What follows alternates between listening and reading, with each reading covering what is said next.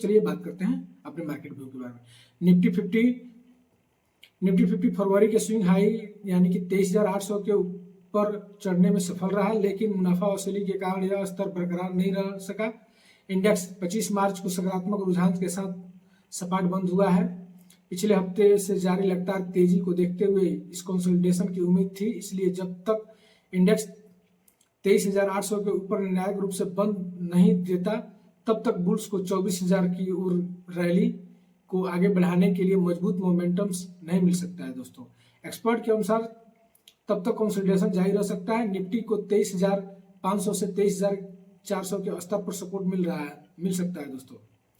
Nifty 93 अंकों की बढ़त के साथ 23,752 अंकों पर खुला और 23,870 तक चढ़ा, लेकिन सुबह से ही मुनाफा वसूली में फंस गया। इंडेक्स से सत्र के लिए एक रेंज के भीतर कारोबार करता रहा। बाजार के अंत में 10.3 अंकों की बढ़त के साथ 23,669 पर बंद हुआ है। इससे इसमें एक लॉन्ग अपर शैडो और एक मामूली लोअर शैडो के साथ एक बेयरिश कैंडलस्टिक पैटर्न बना हुआ है। यह डेली चार्ट पर शूटिंग स्टार पैटर्न जैसा दिखता है, जो वर्तमान स्तरों से संभावित कमजोरी का संकेत दे रहा है।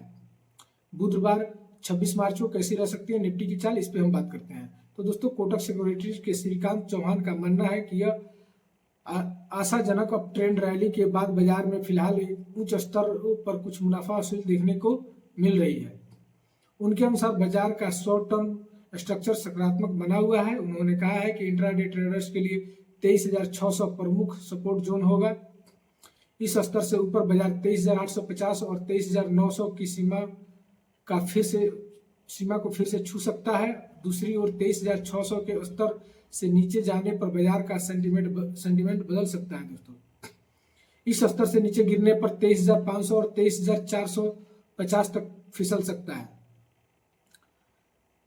मेरी एसेट शेर खान के जतिन गेडिया के अनुसार overall momentum indicators hourly momentum indicators ने एक निगेटिव क्रॉसओवर का ट्रिगर किया है।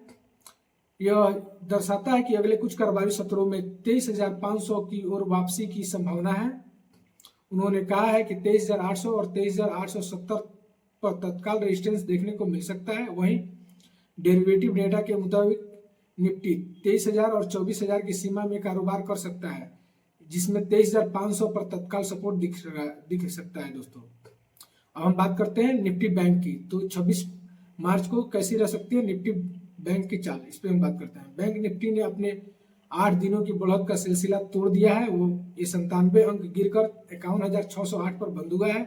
इसमें डेली चार्ट पर मामूली अपर और लोअर शैडो के साथ एक बेयरिश कैंडलस्टिक पैटर्न बना हुआ है। ये पैटर्न कुछ अस्थिरता का संकेत दे रहा है।